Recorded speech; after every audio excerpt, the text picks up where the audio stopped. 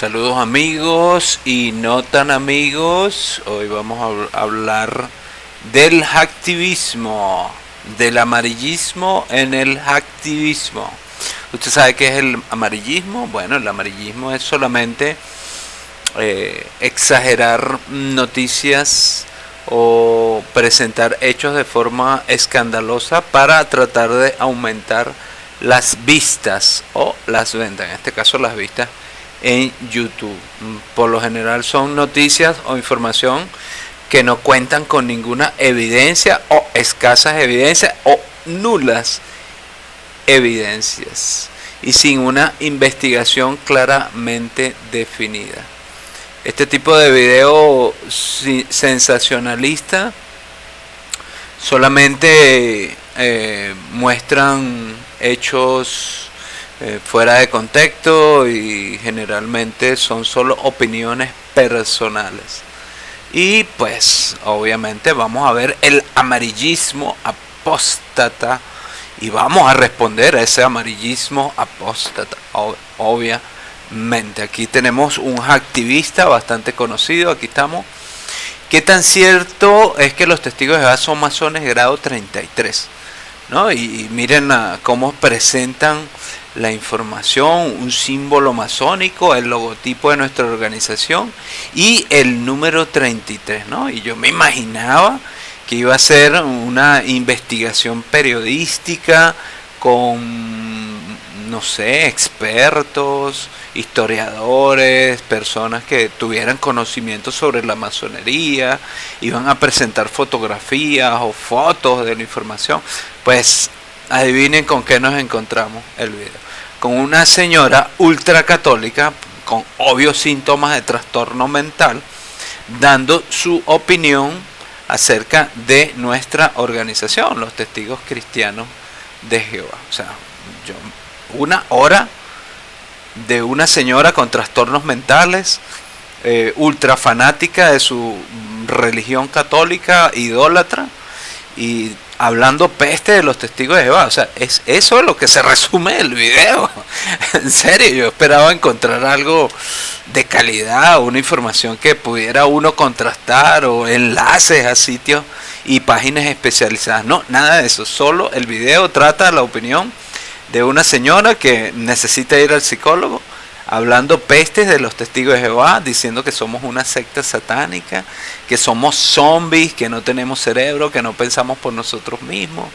Y bueno, una sarta de estupideces allí, bueno, que entendemos perfectamente. Es que los curas católicos, estos sacerdotes, mal llamados padres, solamente adoctrinan a estas pobres personas para eso, pues, para decir estupideces. Y el internet es buen lugar para el amarillismo y el victimismo y el activismo de estos enfermitos. Bueno, yo lo que le sugiero a la señora, con todo respeto, es que vaya a la playa, disfrute de la vida, vaya al psicólogo, necesita ayuda psicológica. Eso es seguro, eso es seguro.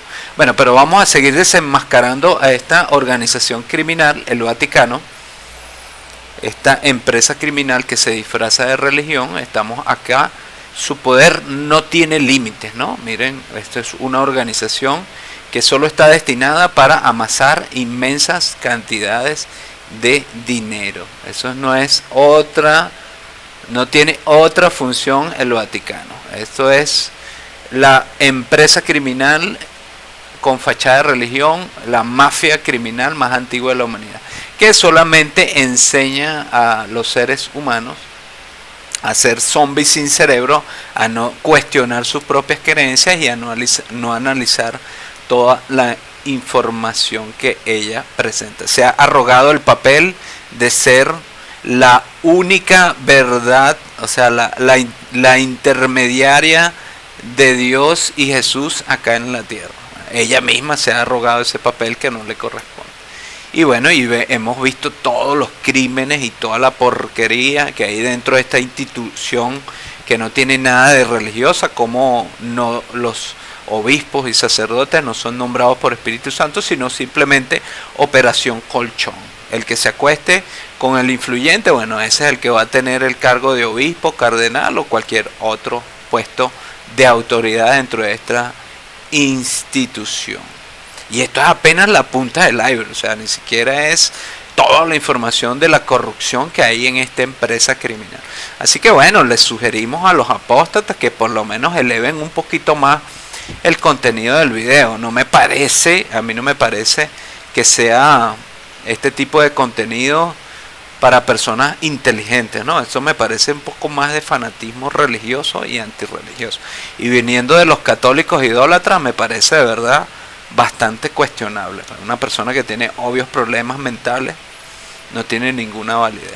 Pero bueno, aquí le vamos a mostrar a la señora para que abra los ojos de que su iglesia católica es solo una empresa criminal, que desde que naces hasta que te mueres te saca el dinero y te enseña a comprar cosas que tú no necesitas para tu salvación, como rosarios, estatuas, velas, crucifijos y un montón de cosas que ella vende obviamente para enriquecerse y seguir engañando y llevando a la perdición a la humanidad. Pero bueno, vamos a escuchar el video y usted entenderá que ni siquiera la Watchtower se acerca al poder y el imperio inmobiliario y el imperio financiero que hay detrás de esta organización criminal que es el Vaticano, que lidera a millones y millones de católicos y los empuja a la idolatría, condenándolos a la destrucción eterna. Así que esas chorradas de repetir textos bíblicos y que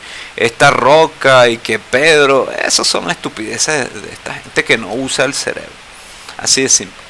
No hay otra explicación. Gente ignorante que solo es repetir como periquito, como los enseñan a repetir el rosario, repiten como periquito sin tener el más mínimo grado de comprensión lectora.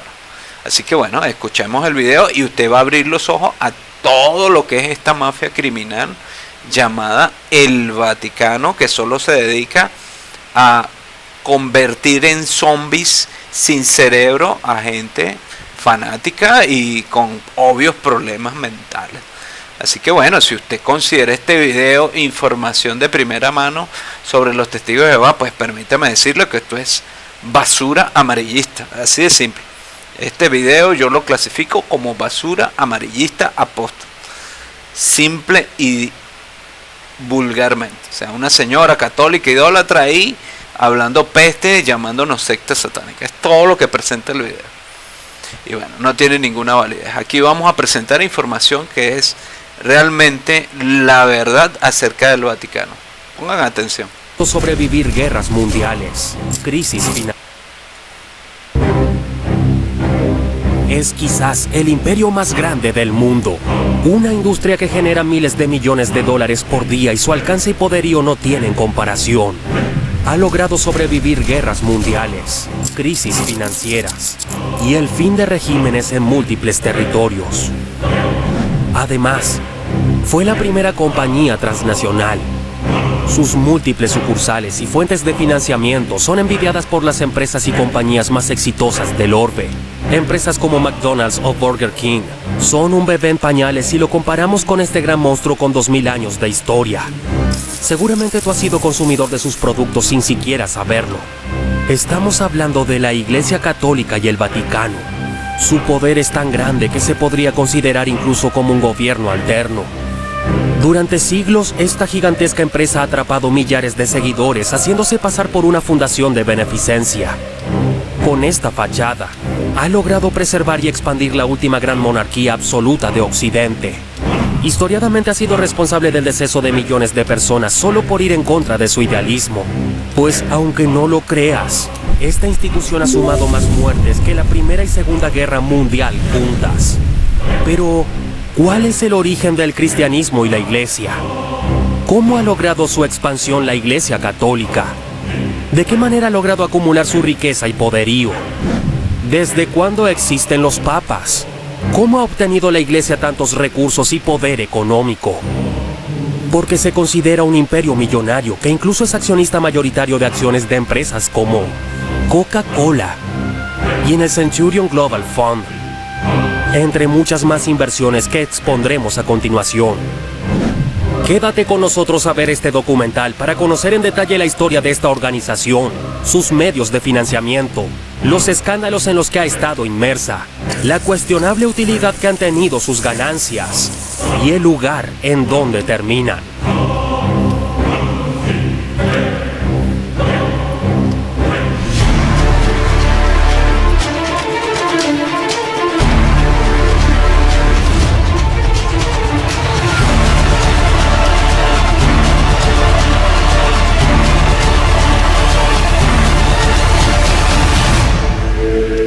Los orígenes del cristianismo y la iglesia. Nada es lo que parece. El siguiente video es de carácter informativo. Tiene por motivo exponer la historia de la iglesia y el Vaticano, así como los orígenes de su influencia a lo largo de la historia en la humanidad. Comprender por qué ha persistido durante miles de años y cuáles son sus objetivos en la sociedad. La iglesia cristiana, todo un tema de debate. Pues analizando su historia parece ser un cuento del bueno y el malo en un mismo personaje, tanto en círculos laicos como en los círculos de creyentes. Esto se debe principalmente a que la única evidencia presente es el texto bíblico y las referencias en textos romanos a los primeros cristianos, ya que los manuscritos bíblicos más antiguos del Nuevo Testamento datan del año 200 de nuestra era. Estos resultan poco confiables como documentos históricos. Aún así, dentro de la iglesia se enseña que fue Jesús el fundador de la iglesia y Pablo de Tarso el último apóstol, quien difundió sus enseñanzas dentro del Imperio Romano. Por otro lado, las evidencias escritas de otros autores romanos y los restos arqueológicos indican que el cristianismo primitivo era un culto diverso que tenía varias manifestaciones. Para hacer más fácil la comprensión de cómo la iglesia tomó tanto poder, al parecer se trata del bello y hermoso cuento de la creación divina, adoptada por grupos de élite y gobernantes desde aquellos tiempos, manipulándola a su favor mediante el miedo y control que, de no seguir esas leyes descritas en el Antiguo Testamento, no serás recibido en el reino de los cielos una vez hayas partido de este mundo. Este miedo generó un gran poder de control de masas que los gobernantes aprovecharon a su favor. Y poco tiene que ver con el mensaje original que Jesús trajo a este mundo. Pues es sabido que el mensaje de fe en la humanidad que Jesús, Hijo del Creador Divino, vino a traer a nosotros, debía de liberarnos y no atarnos. Pero lo más probable también sea una combinación de ambas vertientes. Geográficamente, los orígenes del cristianismo se localizan en el Medio Oriente, en lugares en donde se practicaba el judaísmo. Desde esta perspectiva, es normalmente aceptado que el cristianismo era un culto alternativo al judaísmo que, además, tenía una fuerte tendencia insurgente frente al dominio del Imperio Romano en los territorios. Era una religión contestataria que movilizaba al pueblo judío a no aceptar el dominio y el poder de los romanos. Razón por la cual en sus primeros años, el cristianismo era un culto perseguido. En este periodo, siglos I y II de nuestra era, el cristianismo era practicado en cuevas y lugares ocultos, primordialmente porque para los romanos, los cristianos representaban un riesgo para el imperio. Varios emprendedores movilizaron sus fuerzas en contra de los cristianos, ya que la insurgencia para los romanos debía ser exterminada por la fuerza y de manera contundente. Pablo de Tarso y Constantino, del exterminio al liderazgo del imperio. El discurso e ideas de Jesús tuvieron mucha popularidad dentro del gran imperio romano. La idea de una sociedad entre iguales que colaboran para vivir en armonía y el rechazo a las riquezas materiales tuvieron un impacto significativo. Los líderes del imperio pudieron hacer poco frente a este movimiento que se expandía entre los pobladores desfavorecidos y excluidos. Desde Judea, el cristianismo viaja y se expande por las ciudades costeras del imperio a cargo de líderes espirituales que recibieron el nombre de obispos. Entre ellos el más reconocido es Pablo de Tarso, el primer papa para la iglesia, quien, además de establecer varias congregaciones y escribir textos canónicos, también es uno de los personajes de la iglesia primitiva de quien se tiene mayor cantidad de registros históricos, incluso más que del mismo Jesús. Algunos historiadores llegan a afirmar que el éxito y creación de la iglesia se debe a su intervención e influencia. De familia judía y con gran relevancia dentro del imperio, dio los primeros pasos para que esta religión fuera aceptada. En el 313, viendo la expansión del culto, Constantino decide legalizarlo y hacerlo una religión oficial del imperio. Con esta decisión, el emperador buscaba disminuir los conflictos internos del imperio que en su momento solo se difundían y crecían. Esta decisión legal facilitó la expansión de las creencias cristianas por todo el Imperio Romano, que en este punto ya desfallecía. En el siglo IV, Teodosio declararía al cristianismo como la religión oficial del imperio. A partir de aquí, podemos confirmar que el poder de la Iglesia por medio de la intimidación fue una realidad. Incluso sabiendo que el hombre tiene la necesidad de creer en algo, fue un arma usada para el control. Gracias a este mismo emperador, en el 395, el imperio se divide entre sus dos hijos, y así nacen el imperio de Occidente y Oriente. Esta división fracturaría a su vez a la comunidad cristiana, ya que los obispos más importantes estaban en las capitales de cada imperio, Roma y Constantinopla. Las cruzadas y el éxito medieval. Justo aquí es donde surgen los papas. Tras la caída del último emperador Rómulo Augusto en el 476, los territorios europeos se fracturaron en varias monarquías lideradas por pueblos bárbaros. El fin del Imperio Romano de Occidente marcó el inicio de una nueva era, normalmente referida como la Edad Media. En este periodo, los obispos de Roma, autoproclamados papas, lideraron el territorio italiano desde el credo cristiano. Su poder, una herencia del extinto Imperio de Occidente, legitimaba a los reyes bárbaros que se alejaban de los credos paganos para acercarse al monoteísmo cristiano. Durante los 1000 años del medioevo, la Iglesia romana se estableció como la autoridad moral y ética de los reinos medievales europeos. A cargo de los libros sagrados y la ley, se estableció como garante de las monarquías. Aquí inicia la expansión de su propio imperio. La Iglesia lideró y acompañó campañas militares y de conquista de los territorios.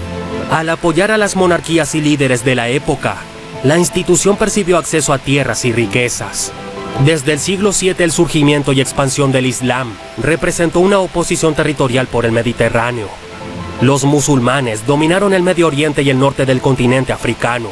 Incluso lograron establecerse en la península ibérica y en algunos territorios griegos. Esta competencia en el Mediterráneo fue contrarrestada por la Iglesia, con campañas militares que buscaban volver a cristianizar los territorios ocupados por los musulmanes. El sur de Europa sufrió siglos de conflictos. Luego las cruzadas, categorizadas como guerras santas, fueron una fuente de riqueza y saqueo para la Iglesia en Medio Oriente y África. Estas guerras cruentas, que enfrentaron por primera vez a dos religiones abrahámicas, fueron la precuela de los conflictos al interior del cristianismo. La reforma y la diversidad de percepciones dentro de la ideología cristiana dividieron a los pueblos europeos por siglos. Los albigenses, que habitaban el oriente de Francia, fueron objetivo militar del Papa Inocencio III en la Cruzada Cátara en el siglo VIII. Al resistirse a la autoridad de la Iglesia, porque la consideraban alejada de las enseñanzas de Jesús, los albigenses fueron quemados y despojados de sus riquezas y territorios. La colonia y la expansión. Esta práctica militar para someter pueblos fue adaptada en distintas variaciones por los reyes católicos. España, Francia, Alemania, Inglaterra, Suiza, Holanda, entre otros, fueron territorios dominados por monarcas, siempre acompañados por representantes de la Iglesia. Un ejemplo soberbio y magnífico de un gran emperador que doblegó y defendió a un imperio en nombre de Jerusalén fue conocido como el rey Balduino o el rey leproso. Defendió durante años a su reino de Jerusalén, principalmente del imperio de Saladino, defensor del Islam. Video de grandes lecciones sobre Balduino que puedes ver en los videos de este canal y dejaremos en la pantalla final de este video. En los templos y primeras universidades, los obispos, sacerdotes y monjes se encargaron de establecer orden, la justicia y en especial de educar a la población en el pago de impuestos y la sumisión a sus líderes, jugando el papel de gobernantes, adjudicándose el título de los representantes de Dios en la tierra. Este aparato ideológico fue perfecto para la expansión y establecimiento de las naciones en el milenio pasado, la época de la conquista española en América. La ideología viajó a los territorios americanos como herramienta de cohesión social. Los reyes financiaban por medio de los impuestos cobrados a las comunidades europeas la expedición de exploración de navegantes a otras tierras. Esta función le ha otorgado a la Iglesia buena parte de sus riquezas y posesiones. Los templos debían ser construidos por los líderes de las comunidades, ya que era un requisito en los proyectos de expansión de varias naciones europeas y el resto de nuevos territorios descubiertos, como lo fue la Nueva España, territorio conquistado por la escoria española. Se apoderaron de América gracias también por medio del virus de la viruela y un sinfín de enfermedades que los nativos de la región no tenían registro en su sistema inmune. Impusieron la cruz y su evangelización a culturas muy desarrolladas como la mexica, tolteca, tlaxcalteca, zapotecas, entre muchas más, principalmente en el centro de lo que ahora es México. A decir verdad, la iglesia se impuso a base de violaciones y masacres masivas de muerte en el nuevo continente. Increíblemente ahora la iglesia está tan adoctrinada en los individuos de América que son capaces de defender la iglesia a capa y espada en contra de quien hable mal de ella. México es un país con millones de fieles creyentes en el catolicismo, doctrina impuesta a sus antepasados por medio de la espada, siendo que antes nuestros ancestros no adoraban a las mismas deidades, ni teníamos las mismas costumbres. Los conquistadores entonces derrumbaron nuestros templos y levantaron sus iglesias por toda América. Por si no lo sabías, muchas de las piedras de las que se rigen las iglesias en el continente americano son las piedras de las que estaban hechos los templos pirámides de las culturas prehispánicas. Derribar estas iglesias ahora y levantar los antiguos templos sería considerado casi como un delito, y los primeros que se opondrían serían en su mayoría las mismas personas defendiendo una ideología impuesta. El catolicismo se practica en Latinoamérica como una herencia de la estrategia colonial española. Así, los habitantes de las poblaciones europeas en toda América, al rendirle pleitesía a los reyes, también se declaraban esbirros del Papa. Mientras las potencias europeas luchaban por los territorios fuera de Europa y dentro de ella, la Iglesia romana liderada por el Papa recibía ganancias de todos los territorios que se declaraban católicos. Por ello, la corrupción y la avaricia de los líderes de este inmenso imperio han sido una constante en los últimos 1500 años. Con territorios en todo el mundo, se estableció como la primera transnacional de la historia. Pareciera que los albigenses tenían razón al considerarla alejada de las enseñanzas de su fundador. Por otro lado, el cristianismo se fue fracturando en diversos credos y prácticas. Los ortodoxos, luteranos, calvinistas y anglicanos se alejaron de la tradición romana. Desde la Ilustración y en el último siglo, la Iglesia ha tomado un camino más cercano a la tradición del cristianismo primitivo. La teología de la liberación y las doctrinas sociales de la Iglesia han buscado aportar en el desarrollo social de las comunidades del mundo. Hoy en día no todos los miembros de la Iglesia Católica persiguen la guerra de jerarquías que se mantiene en el Vaticano. Medios de financiación. Todos los imperios han necesitado recursos para mantenerse en el tiempo. La Iglesia, sin duda, ha sabido diversificar sus medios para generar riqueza. Aunque varios han entrado en desuso, algunos siguen presentes y recogiendo recursos. 1. El diezmo. En el pasado, y de acuerdo con los textos bíblicos, todos los fieles debían dar el 10% del total de sus ingresos. Todavía lo usan algunos cultos cristianos y es practicado simbólicamente por instituciones que recogen fondos para la iglesia. Entre los más fieles devotos que sí donan el 10% de su salario son en su mayoría los cristianos. Es verdad. En muchas ocasiones entre ellos se ayudan y apoyan, y se da una fraternidad muy armoniosa. Pero por otra parte esto genera en su mayoría solo ganancias a los pastores y directivos de iglesias que llegan a tener fortunas millonarias. 2. Colectas, donativos, suscripciones y talleres. Las congregaciones recogen colectas voluntarias de sus fieles. Esta sigue muy vigente en nuestros días. 3. Venta de recordatorios y turismo. Esto es reportado por el Vaticano como su principal fuente de financiación. El turismo es la principal actividad económica de esta nación. 4. Servicios espirituales. Los sacerdotes tienen tarifas para presidir los diferentes ritos propios de la religión. Por estos cobran tarifas según el estatus de la congregación y la comunidad que aborden. 5. Las indulgencias. En el medioevo, varios líderes espirituales dirigieron reuniones gigantescas en los que los fieles, entre más ricos, más se deseaba que asistieran a tal reunión.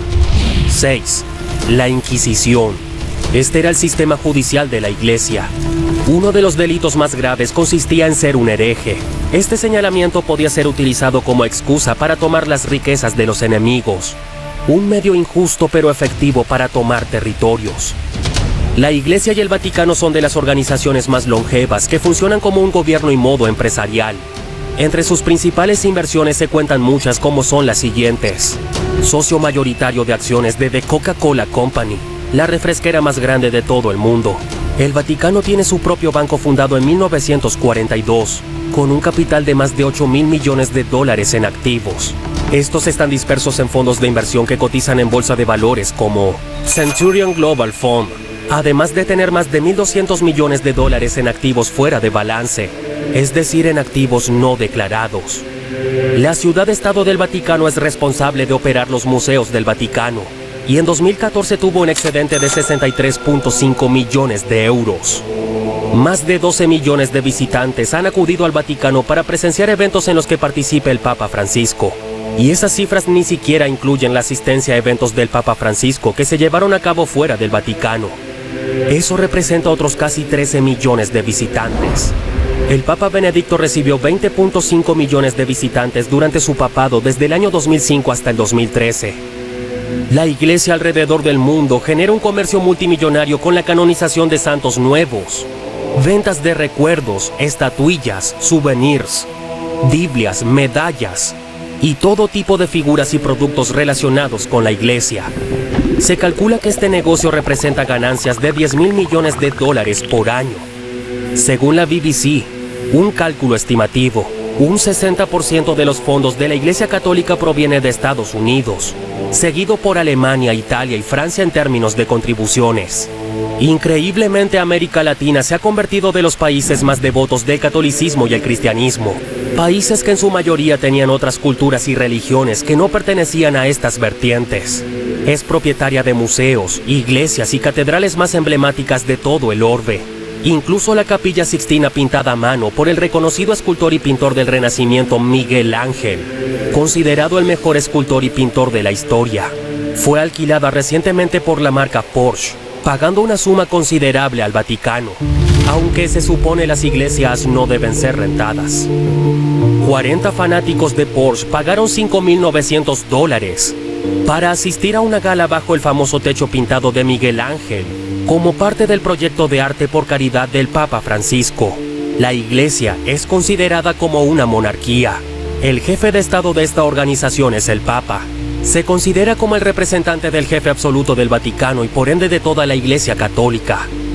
Un ejemplo de cómo la Iglesia te ata a su sistema es el siguiente. Una pareja de enamorados se casa por medio de la Iglesia. Para ello se celebran con antelación reuniones y pláticas en las que debes de proporcionar una cooperación. Después se celebra la ceremonia de casamiento, no sin antes la pareja someterse a la confirmación. La Iglesia por medio de un sacerdote cobra por ambas ceremonias. Esta pareja tiene hijos. A estos hijos se les bautiza, no sin antes asistir a pláticas y reuniones junto con los padrinos. Se celebra la ceremonia del bautismo y la Iglesia nuevamente cobra por esta ceremonia. Después se viene la primera comunión de los niños, no sin antes adoctrinarse a la Iglesia Católica por medio del catecismo y después su confirmación. En ambas se repite el mismo ciclo de donaciones y pagos. Estos hijos ya adoctrinados a la Iglesia, se les inculca ir continuamente a las iglesias, además de dar el diezmo, y todo el ciclo se vuelve a repetir, para que en su edad adulta vuelvan a repetir el mismo ciclo. Ni siquiera estando muertos nos escapamos de esta organización, pues también se celebran misas para velorios, y a su vez, misas anuales de aniversarios luctuosos. Todo esto nos lleva a preguntarnos si en realidad todo esto es necesario. La misma inseguridad con la que se le adoctrina al ser humano siendo un pequeño, asegura que éste continúe una vida en esta misma organización. Sumado que la misma sociedad es factor importante para que las personas continúen en este mismo ciclo, y a su vez contribuyan a este negocio a imperio de control de masas, jugando el rol de lo que es correcto para Dios y la sociedad. Por último, cabe mencionar que la Iglesia sigue siendo una de las pocas instituciones del mundo con exenciones tributarias. A pesar de sus múltiples medios de ingresos, no está sujeta a aportar económicamente a los estados. Además, en varios países ha obtenido propiedades y territorios de maneras legítimas e ilegítimas. Este gran imperio, a pesar de las muchas transformaciones sociales, sigue acumulando riquezas y negándose al cambio. El Papa es un rey que dispone de los más grandes lujos y no está sujeto a las normativas internacionales. Muchos obispos y sacerdotes han estado inmersos en escándalos financieros y de corrupción, sin mencionar los escándalos de abuso en las comunidades de las que la Iglesia alimenta sus arcas. El periodista, investigador y escritor Juan José Benítez mejor conocido como JJ Benítez. Es un reconocido personaje con una larga trayectoria. Uno de sus libros más reconocidos es la saga Caballo de Troya, donde narra cómo es contactado por unos crononautas de la milicia de los Estados Unidos, quien tuvieron como objetivo realizar un viaje en el tiempo para constatar la existencia de Jesús y obtener pruebas de su sangre. A su vez indica en su libro que incluso Jesús fue manipulado por un grupo de personas de aquella época, cuyos intereses en despertar la espiritualidad en las personas iban en contra de los intereses del propio Jesús. JJ Benítez indica como recomendación no pertenecer a ninguna religión, ya que todas de alguna manera buscarán manipularte y sacar un provecho de sus seguidores. Lo mejor es estar bien con uno mismo y conectar con tu creador interior sin pertenecer a ninguna religión. JJ Benítez lo llama el Padre Azul a esta energía creadora.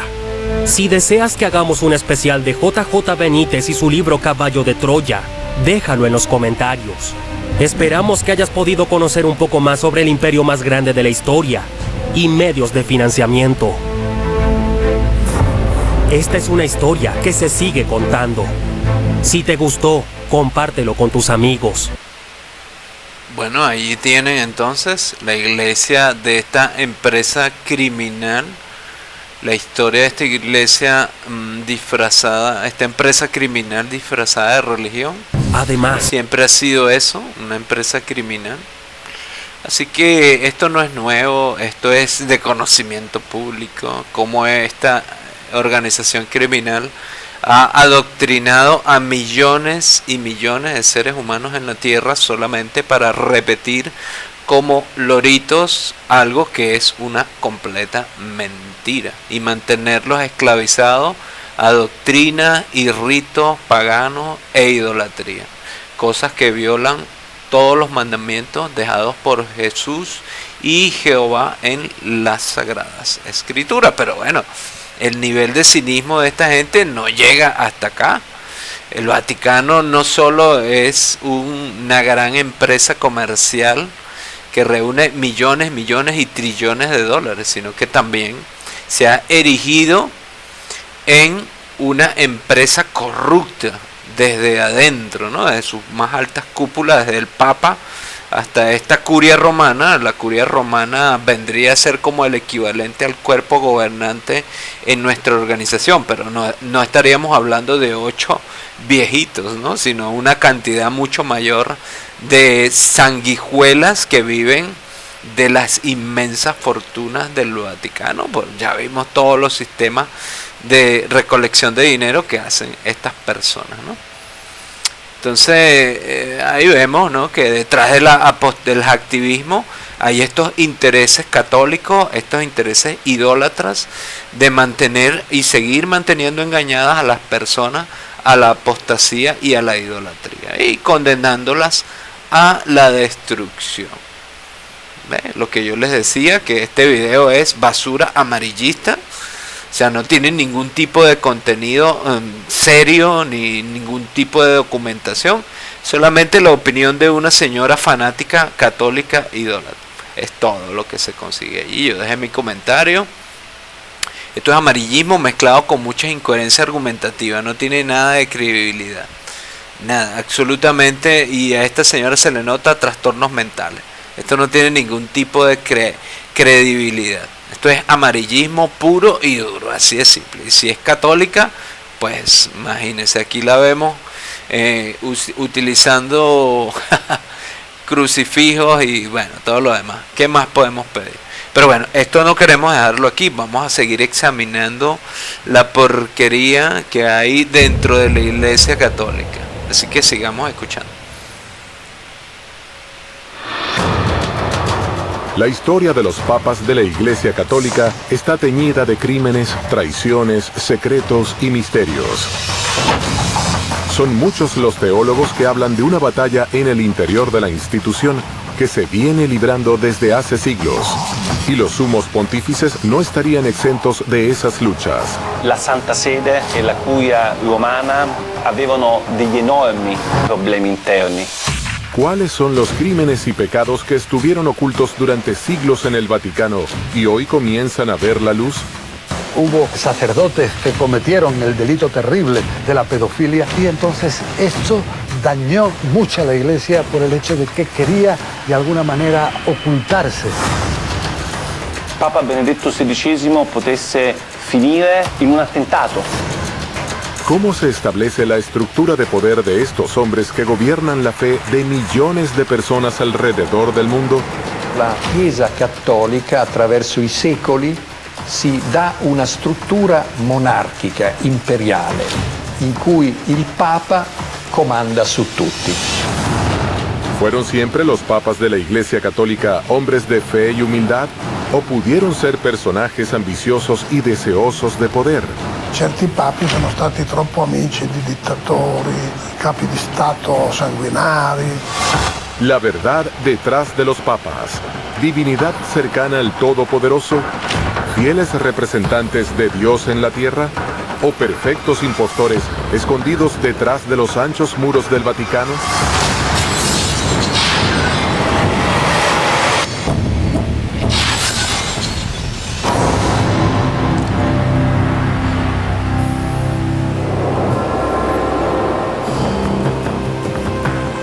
Hoy en día, la Iglesia Católica es una de las religiones con más fieles en todo el planeta. Miles de millones de personas profesan su fe abrazando las enseñanzas del Nuevo Testamento y de la interpretación que la institución eclesiástica hace de estas sagradas escrituras.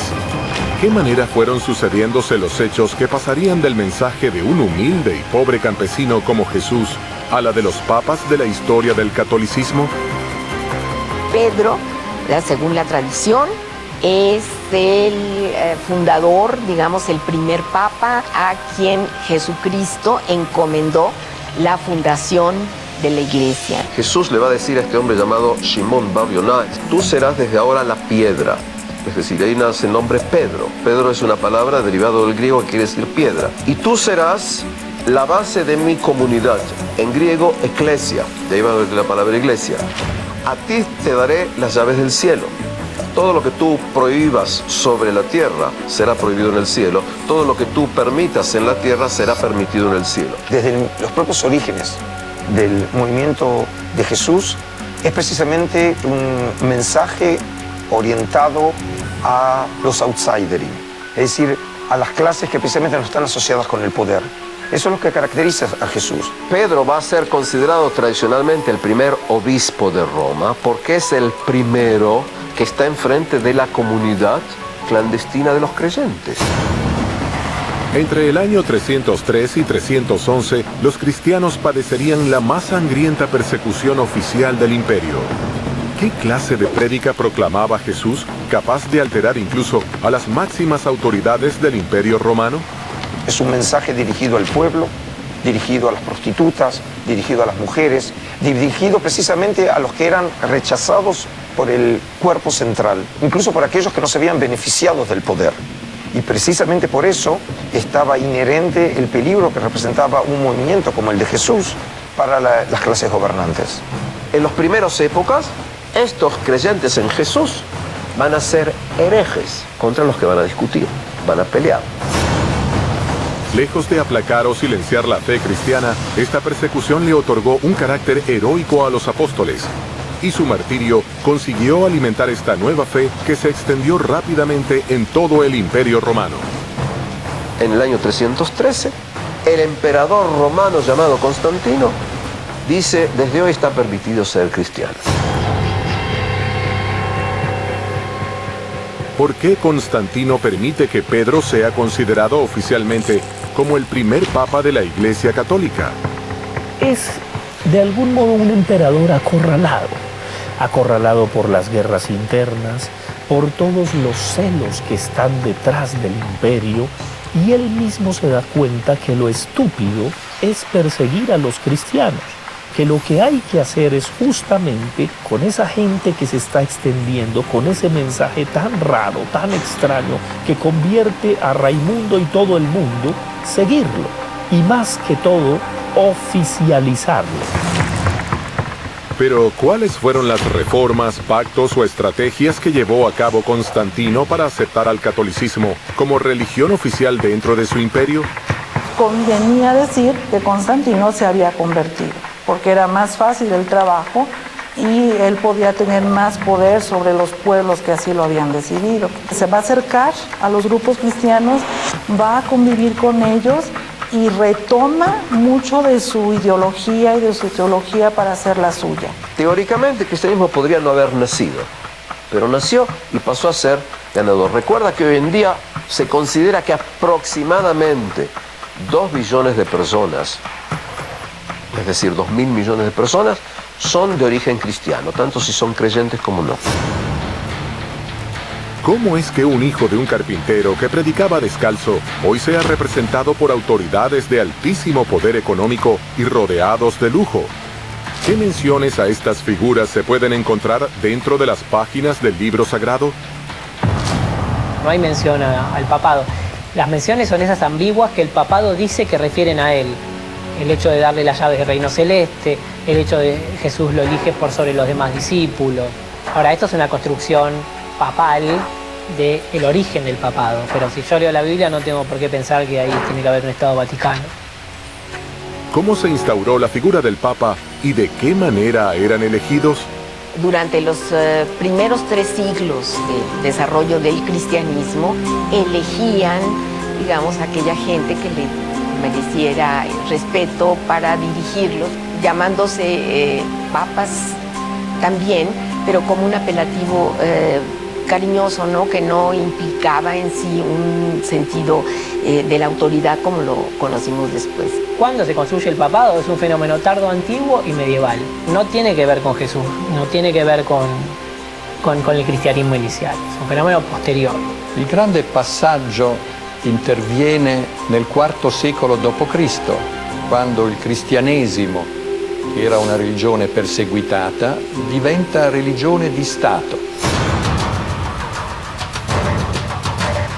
Nel momento in cui diventa come uno Stato, assume moltissime caratteristiche dell'impero romano. El cristianismo nace del Imperio Romano. El Imperio Romano es una sociedad jerárquica. No nace de la nada. Los sujetos que son parte de este cristianismo, que van a crearlo, son sujetos que viven en una sociedad jerárquica. Entonces, no es que era pura hasta que el Estado romano la absorbió y la pervirtió. E nel Medioevo abbiamo dei papi come Gregorio VII, sotto cui c'è un documento che si chiama Dictatus Papae, in cui si afferma che il Papa è superiore a tutti i monarchi della terra. Ecco perché c'è il triregno, questa specie di corona che ha 3 corone, per dimostrare che il Papa è superiore ai re ed è superiore agli imperatori. Altri papi come Innocenzo III proclamano la superiorità del Papa su tutti i regni del mondo. Al emperador se le llamaba en Roma il pontefice maximum, el máximo puente con la divinidad. Los romanos creían que el emperador era un hombre Dios que se comunicaba como un puente, pontefice, con los grandes dioses. ¿Cuándo va a empezar a llamársele al Papa igual que al emperador romano? Exactamente en el siglo IV.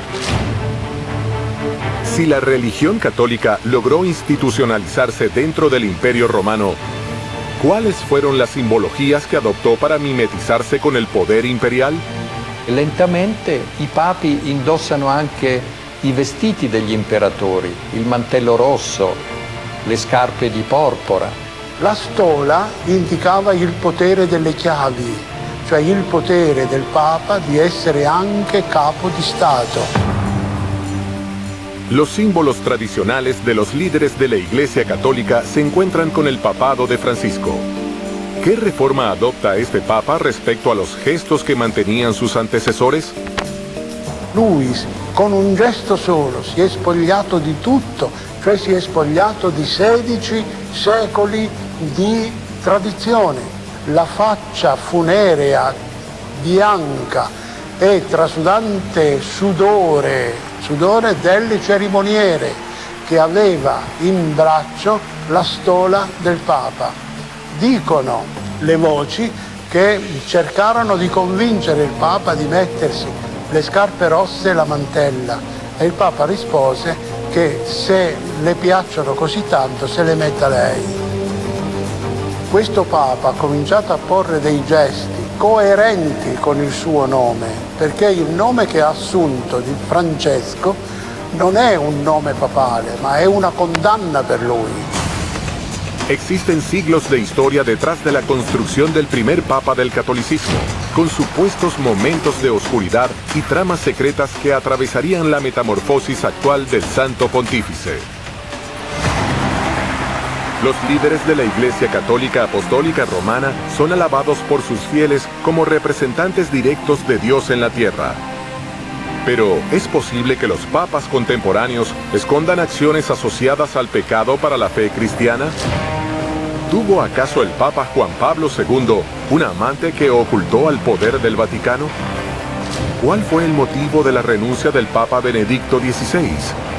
¿Qué secretos salieron a la luz con la filtración de documentos conocidos como Vatileaks?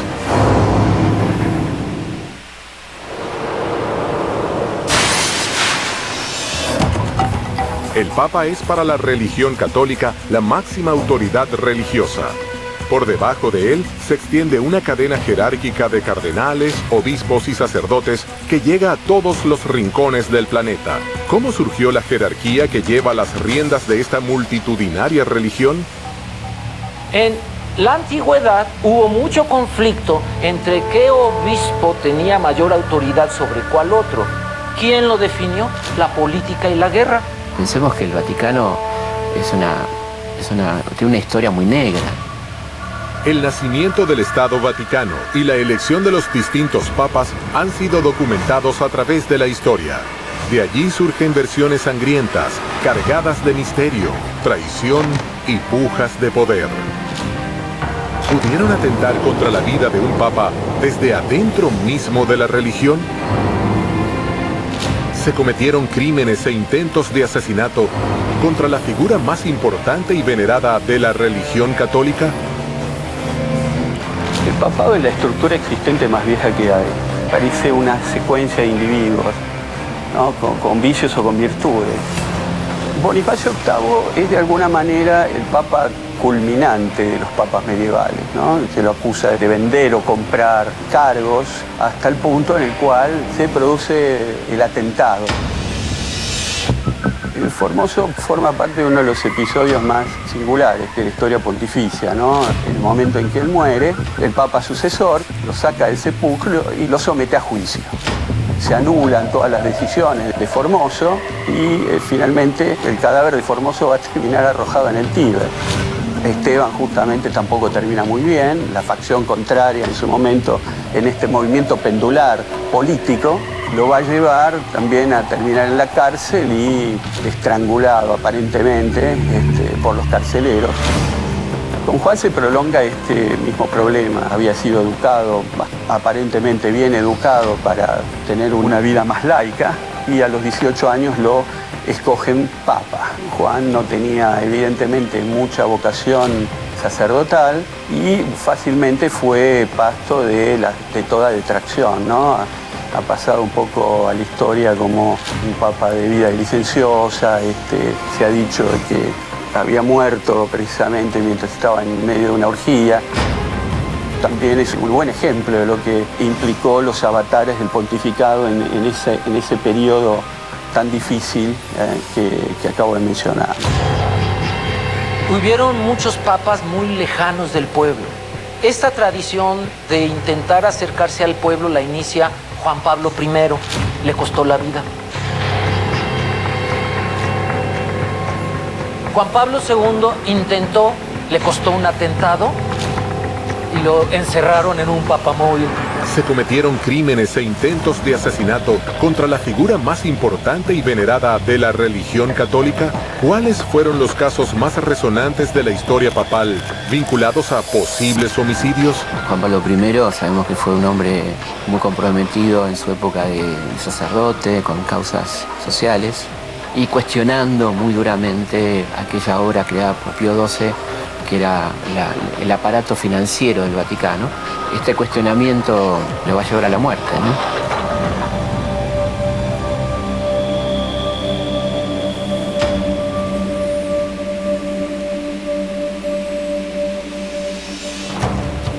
Ese asesinado claramente está muy claro en libro y por la inmortal película de Coppola, El Padrino 3, que hasta el día de hoy, cuando vino a Buenos Aires le hicieron la pregunta si podía con tanta audacia acusar a figuras del Vaticano del asesinato del Papa. Le dijo, mire señor, hasta el momento no he recibido ningún juicio por este tema y supongo que el Vaticano tiene muy buenos abogados, ¿no? ¿Podrían estos hechos del pasado repetirse en la actualidad? ¿Por qué hay sectores que temen por la vida del Papa Francisco? ¿Cuáles son los motivos por los que cada vez más teólogos y especialistas opinan sobre un posible atentado contra este sumo pontífice? El Papa Francisco no vive ya en el Vaticano. Vive en un convento, en Santa Marta, ahí en Roma. Él dice que por humildad. Yo también creo que por seguridad. Porque está tocando intereses muy poderosos que es posible que intentaran dañarlo de alguna manera o que cambiara sus políticas. Los sectores que anteriormente habían estado en una crisis profunda se enfrentan a Francisco. Incluso estos sectores le dicen a Francisco, eres un papa herético. De ese tamaño está el asunto. De hecho, este papa está nombrando muchos cardenales que van a votar cuando él muera por el siguiente papa para que continúe la línea liberal. Y entonces ahorita hay una lucha de poder. Tiene muchas resistencias, muchos sabotajes ya abiertos. Tiene sectores de la intelectualidad conservadora y de los medios de comunicación que cuestionan. Pero Francisco no se ha amilanado, se siente solo. Ya hay un movimiento en la iglesia muy fuerte contra Francisco, en la iglesia Poder, ¿no? Es una persona que viene decidida a terminar con toda esa mafia y sabe que le va a costar mucho, que le puede costar la vida, ¿no? Asesinatos, tentativas de crímenes, traiciones y un sinfín de teorías conspirativas parecen estar enquistadas dentro de la curia papal a lo largo de su vasta historia. Pero no solo de muerte y delito están escritas estas páginas. ¿Qué misterios rodean la figura del Papa Juan Pablo II? ¿Mantuvo un romance con una mujer mientras ejercía el papado?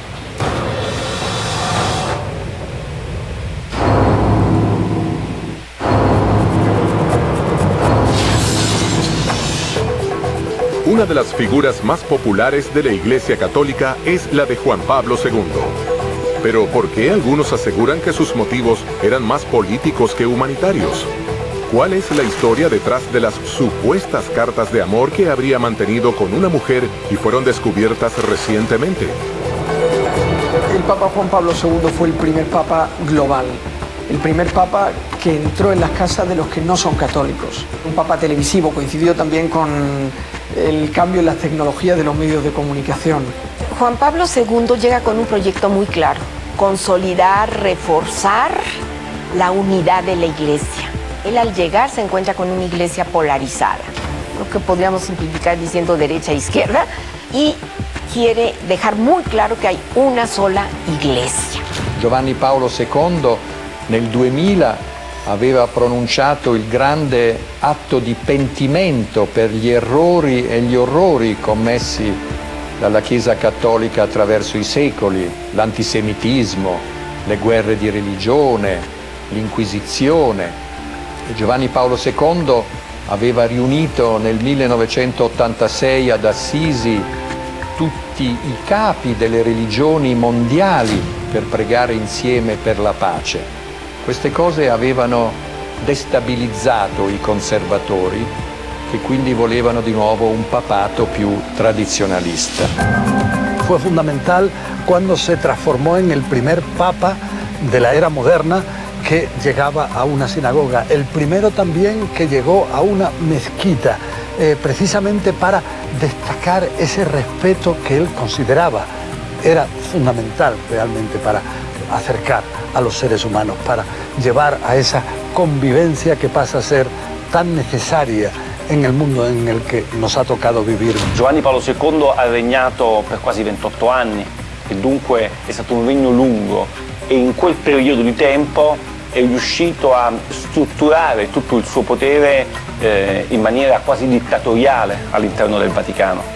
Non c'era mosca che volasse senza che Giovanni Paolo II e il gruppo dei polacchi che governava il Vaticano non lo sapesse.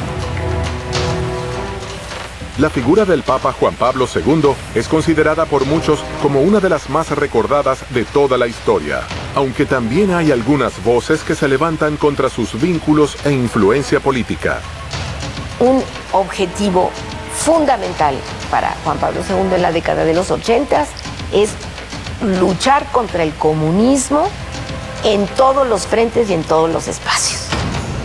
Y utilizar todas las armas, istrumentos che pudieran contribuire alla causa. Tutto questo è stato travolto un po' dal suo essere polacco e quindi esponente di una chiesa particolarmente tradizionalista e anche particolarmente anticomunista. ¿Cuál era el motivo de sus viajes por el mundo? ¿Tenían un fin humanitario o, como algunos opinan, lo que realmente buscaba era influencia y poder político? Por ejemplo, hacer una alianza con el presidente Reagan, con Thatcher en Inglaterra y apoyar el movimiento Solidaridad, este movimiento sindical de Lech Walesa, y contribuir en términos económicos, en términos políticos, a la caída del comunismo en Europa del Este y en la Unión Soviética. Y para ello desarrollar toda una actividad política y diplomática que va a implicar sus viajes por todo el mundo, con entrevistas con líderes políticos, con gente de mucho peso e influencia, para trabajar, para socavar las bases del comunismo. Para él, el enemigo principal. No solo sus vínculos políticos eclipsarían e iniciarían un debate sobre la imagen de Juan Pablo II. Su imagen también se vería empañada por quienes sostienen la hipótesis de que habría tenido una amante durante años. Recientemente se encontraron unas 350 cartas escritas entre Juan Pablo II y una filósofa polaco-americana llamada Anna Teresa Tymieniecka. Las cartas entre Ana Teresa y Juan Pablo II son parte de una tradición eclesiástica muy antigua. San Pablo estuvo muy acompañado de Santa Cleta. Hoy no nos llegaron esos textos porque fueron excomulgados por la Iglesia en el año 325. San Juan de la Cruz y Santa Teresa de Ávila va a ser otra pareja dentro de la tradición eclesiástica que mantenían una comunicación epistolar muy rica, muy incluso a veces romántica, de acompañamiento. Pienso que esas cartas sean reales, sean verdaderas, porque además fueron tomadas en consideración durante el proceso. Un carteo demuestra, de un lado, el gran respeto del Papa Juan Pablo II hacia la mujer como tal. O sea, tener una persona amiga con la cual uno se cartea no quiere decir querer hacer sexo. Para una sociedad que sigue asociando el sexo con el pecado, la relación erótica con el mal, casi siempre espera ministros de culto que estén alejados de ese tipo de pasiones humanas. Y a mí me parece lo que hubo entre Ana Teresa y el Papa Juan Pablo II era amor. Y el amor no necesariamente tiene sexo, tiene amor.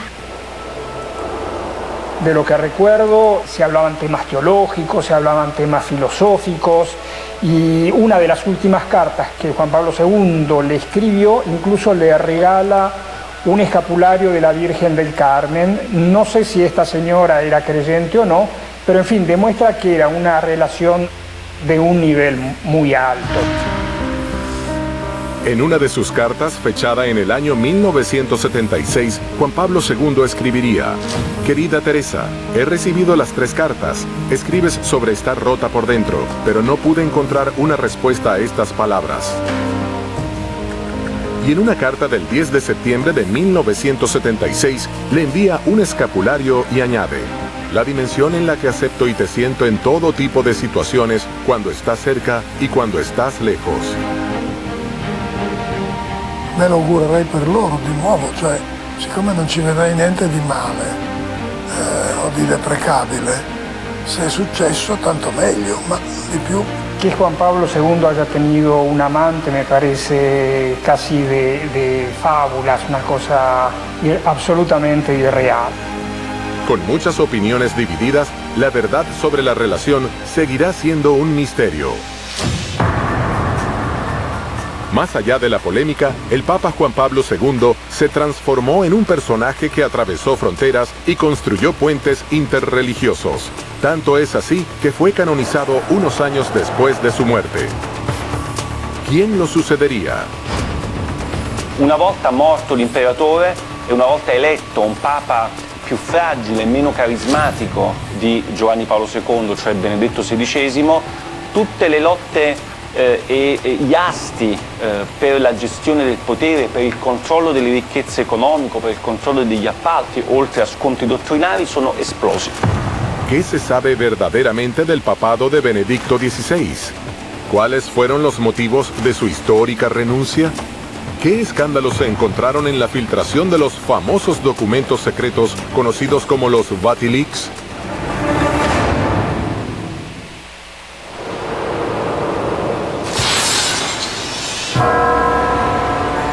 Tras la muerte de Juan Pablo II, el Colegio de Cardenales nombra a Joseph Aloysius Ratzinger, quien elige el nombre de Benedicto XVI como su sucesor. A este papa le estallaría el escándalo más grande de los últimos tiempos en el Vaticano: la revelación de los documentos secretos que mostraron corrupción y lavado de dinero mundialmente conocidos como Vatilix. ¿Qué motivó a la curia de la Iglesia Católica a elegir un personaje tan distinto a su antecesor? ¿Cuáles eran las principales diferencias entre un papa y el otro? ¿Por qué teólogos y especialistas creen que la estrategia diseñada por el Vaticano no tuvo los efectos buscados? ¿Cómo impactó la decisión dentro de la Santa Sede y alrededor del mundo con sus millones de fieles? Al revés, digamos, y a diferencia de Juan Pablo II, que era una gente muy carismática, que se movía de maravilla con los medios, en cambio, el perfil de Ratzinger era un frío, intelectual, un continuador en términos de todo il pensamiento conservador di Juan Pablo II. Però è stato eletto da un gruppo molto conservatore nel conclave del 2005, soprattutto ad opera dell'Opus Dei, perché vi fosse di nuovo un papato della tradizione. ¿Cuáles son las bases y los fundamentos por los que se elige la sucesión de un papa?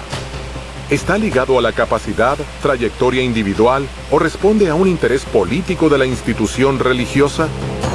Benedicto XVI realmente era alguien considerado con una capacidad intelectual enorme, un gran teólogo. Un papa de biblioteca. Purtroppo non ha le qualità dell'uomo di governo, non è un leader politico e bisogna essere anche politici se si è papi. El papado de Benedicto XVI estuvo minado de crisis de todo tipo. Ni bien asumió el cargo, tuvo que enfrentar distintos frentes de conflictos al mismo tiempo. Pero la revelación de los documentos secretos llamados Vatilix sería sin dudas su peor enemiga. Hay muchas opiniones que hablan de este hecho como el comienzo de un final anunciado. E quindi il suo pontificato è stato segnato da moltissime crisi con il mondo islamico per il discorso di Ratisbona, crisi con il mondo ebraico perché aveva tolto la scomunica ad un vescovo antisemita del movimento lefebvriano, crisi con il mondo della scienza perché aveva detto che i preservativi favoriscono l'AIDS, l'HIV, crisi con i cattolici stessi perché aveva dato spazio proprio ai nemici del concilio, e cioè al dialogo con il movimento scismatico di Lefebvre. Los principales conflictos a los que se enfrentó Ratzinger tuvieron su origen desde el pontificado de Juan Pablo II. Uno que a mí me parece central, porque es el eje de flotación de una institución religiosa, es el que tiene que ver con la pederastia. Esos escándalos, desde fines del siglo XX, empiezan a ser conocidos, ¿verdad? En Estados Unidos hay demandas ya muy fuertes contra la Iglesia Católica. En el Vaticano, los grupos conservadores que pertenecían a la generación de Juan Pablo II mantenían una estructura de poder, de privilegios, que empezó a resquebrajarse precisamente por las presiones y los escándalos internacionales de pederastia. Eso provoca el crack al interior de la curia romana y hay una lucha interna de poder. Ahí comenzaron a salir a la luz distintos casos de sacerdotes que habían cometido delitos de ese tipo, y entonces esto dañó mucho a la Iglesia por el hecho de que existía la impresión en amplios círculos de que quería de alguna manera ocultarse esos delitos. Aunque hacía 600 años que ningún papa dejaba su cargo, Benedicto XVI comenzaba lentamente a transitar un camino que lo dejaría sin salida. De todas las crisis, fue una en particular lo que lo haría renunciar a su puesto indeclinablemente. También le estallan crisis en la cuestión de las finanzas del Vaticano, de las cuales públicamente se va a conocer a través de los famosos Vatican Leaks. Esa sustracción de documentos a través de su camarlengo, que es una gente muy cercana, aparecen todas estas cuestiones que tienen que ver incluso hasta con lavado de dinero, ¿no? Y de qué se hace, en qué se gastan los dineros del Vaticano. ¿Qué revelan los documentos que lograron salir del Vaticano? La scoperta di documenti che mostravano una guerra interna alla Chiesa fra gruppi di cardinali, fra diversi gruppi di interessi. I documenti più importanti sono 3 o 4, più rilevanti dal punto di vista giornalistico dell'opinione pubblica. Alcune lettere sono le lettere che Viganò, che il tempo era il segretario del governatorato del Vaticano, un monsignore molto importante, spediva all'allora segretario di Stato Tarcisio Bertone per spiegare che c'erano stati, a suo parere, dei gravi atti di corruzione all'interno del Vaticano. Los dineros del Vaticano están invertidos incluso en empresas, ¿no? Por ejemplo, que fabrican anticonceptivos, por decir algo, ¿no? Empresas que son vehículos para lavado de dinero. Son instituciones donde hay muy poca transparencia. No se cumplían incluso con reglamentos a los que estaban sujetos otras instituciones financieras internacionales. Sale a la luz una enorme cantidad de propiedades urbanas que tiene el Vaticano en Roma y que se hace un uso muy discrecional, digamos, de estas propiedades. ¿Hubo una lucha de poder? ¿Alguien traicionó a Benedicto XVI para impulsarlo a renunciar? ¿O simplemente fue una decisión personal? ¿De qué manera reaccionó el Papa a este escándalo que estallaría dentro de la mismísima Santa Sede? Era un gran desafío al que se tuvo que enfrentar Benedicto XVI y que muchas veces su reacción no fue lo suficientemente enérgica como para satisfacer las necesidades de muchos de destacar ese fenómeno, sacarlo a la luz, no esconderlo y luchar de una manera efectiva, con castigos efectivos contra los responsables. Ci sono stati dei documenti di Vatilix I addirittura in cui si ipotizzava che Papa Benedetto XVI potesse finire in un attentato e che lui sarebbe stato ucciso per far posto ad altri cardinali. Ovviamente lettere deliranti, però firmate da un vescovo importante al tempo del vescovo di Palermo, Paolo Romeo. El 28 de febrero de 2013, Benedicto XVI renunció a su cargo como sumo pontífice de la Iglesia Católica. Juan Pablo II, antes de él, estaba en una situación de salud extrema, pero él dijo, yo no puedo renunciar, y su frase, la frase de Juan Pablo II era, Jesús no se bajó de la cruz, aunque también estuviera en una situación extrema. Pero Benedicto dijo no.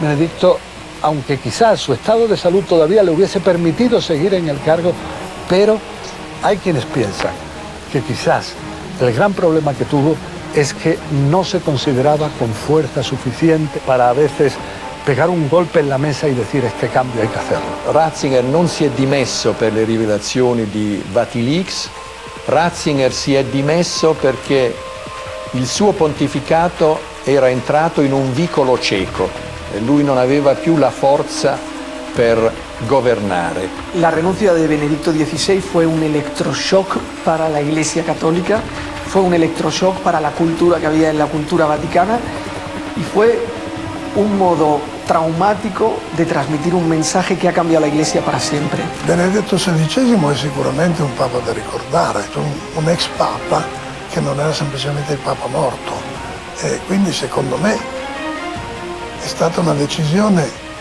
storicamente significativa che resta anche un problema per gli storici. Perché si è dimesso Benedetto XVI? Según teólogos y eruditos en la materia, la elección y posterior asunción de cada sumo pontífice ha sido minuciosamente diseñada según las necesidades del contexto histórico de la Iglesia en cada periodo. ¿Pudo haber sido equivocado el nombramiento de Benedicto XVI? ¿Se eligió al Papa Francisco como contraste? Cuando eligieron a Ratzinger, a Benedicto XVI, habían elegido a Bergoglio, pero Bergoglio no aceptó por alguna razón, es decir, el sucesor de Wojtyła era Bergoglio, pero algo pasó ahí, eso es lo que se dice, y es lo que de alguna manera no ha sido desmentido por Bergoglio o por Francisco. En ese momento los cardenales prefirieron la opción de un papa intelectual al Papa Francisco. El Papa renuncia a su rol, cosa que no ocurría desde hacía siglos. Un Papa como Benedicto XVI enfermo, un Papa rebasado por la situación y un Papa deprimido, se le veía en su rostro, un Papa derrotado. Todo esto hace que se replantee la estructura de la Iglesia y ahí determina que la Iglesia tiene que reformarse, que tiene que haber cambios de fondo en la vida de la Iglesia. Y por lo tanto, el perfil de Mario Bergoglio, que es un perfil profundamente sudamericano, cercano al europeo, jesuita, asciende a el papado. Las dudas sobre la renuncia de Benedicto XVI seguirán siendo motivo de debate. ¿Tiene el único ex-papa vivo en la faz de la Tierra la respuesta histórica de los motivos de su remisión? ¿Se habrán revelado todos los documentos del Vatilix? ¿O hay más misterios y traiciones, secretos y pecados que nunca se conocerán? ¿Qué cosas cambiarían en el Vaticano a partir de la elección del Papa Francisco?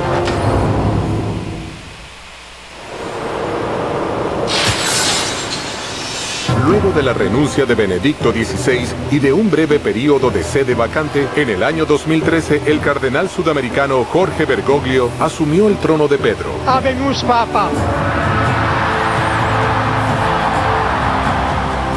Nacido en Argentina, pero de ascendencia italiana y jesuita de formación, Bergoglio toma el nombre de Francisco y se convierte en el primer papa latinoamericano de la historia. ¿Qué clase de papado nació con él? Papa Francesco è stato eletto esclusivamente con questo obiettivo, riformare la curia romana che era ormai arrivata ad un degrado di immoralità inconcepibile. La curia romana è un pachiderma così pesante e così radicato nel pensiero, nel costume, che non basterà un Papa Francesco, ce ne vorranno almeno 10 Papi Francesco per poterla sminare e destrutturare dalle fondamenta. Yo pienso que Papa Francisco llegó en el momento exacto. Y los que entendemos de nuestro catolicismo entendremos que detrás de esto hay todo un estado político, social, que no lo van a dejar trabajar como él quisiera, ¿no? ¿Podrá renovar la fe de los católicos y atraer nuevos feligreses a su iglesia? Yo creo que Francisco lo que está haciendo es desafiándonos a vivir el Evangelio. La misma presencia de Él es bondad, es Evangelio. Abraza, besa, sonríe. Es el caso con el Papa Francisco, que no solo capta adhesiones en el mundo católico, y no tantas, pero muchísimo más fuera del mundo católico, en ex socialistas, ex comunistas, ex progresistas, que hoy no tienen donde representarse en ningún partido, en ningún grupo, y encuentran en él un liderazgo impensado hace 40 o 50 años. Francisco es considerado por muchos como un papa humilde que quiere una iglesia pobre para los pobres. ¿Cuál es entonces su posición respecto a los dineros del Banco del Vaticano? Francesco ha cercato e sta ancora cercando di portare avanti un'opera di pulizia per cacciare via dalla banca tutte le persone che non ne hanno diritto, e penso che un'opera di pulizia in effetti sia stata fatta. Hay varios gestos en el pontificado de Francisco que pasarán a la historia. Son gestos totalmente coherentes con su modo de ver a la Iglesia y sobre todo con su modo de ver a las personas. Un papa que detiene el papamóvil para abrazar a los enfermos, un papa que abraza a los ancianos, un papa que responde muy libremente a los periodistas en el avión.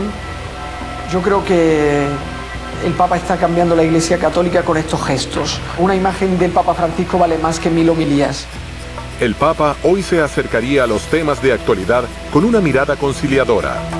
¿Será esta una oportunidad de cambio para la Iglesia? Voglio vedere come andrà a finire la rivoluzione di Francesco, perché, come dire, c'è nel pontificato di Francesco certamente un elemento di riduzione del peso della Chiesa, di riduzione del potere, della presenza temporale, che secondo me è importantissima per salvare la fede dei pochi credenti ancora esistenti. Quello che Francesco sta facendo è che io guardo con simpatia, ma anche con timore e tremore, come direbbe Kierkegaard. El Papa Francisco es un nuevo cantante de una canción que ya estaban cantando los otros papas. La canción es la misma, pero el cantante hace que parezca una canción mucho más... Bueno, son los ritmos latinos, es un papa con corazón latino que convierte esta melodía en un ritmo mucho más pegadizo. Con más de 2000 años de historia, un sinfín de misterios y secretos aún hoy se esconden bajo los fuertes cimientos del Vaticano.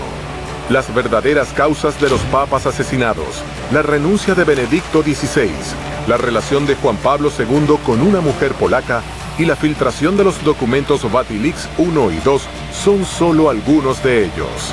La historia de los papas de la Iglesia Católica edita cada día un nuevo capítulo con una sucesión de líderes que hoy tiene al Papa Francisco escribiendo sus propias páginas.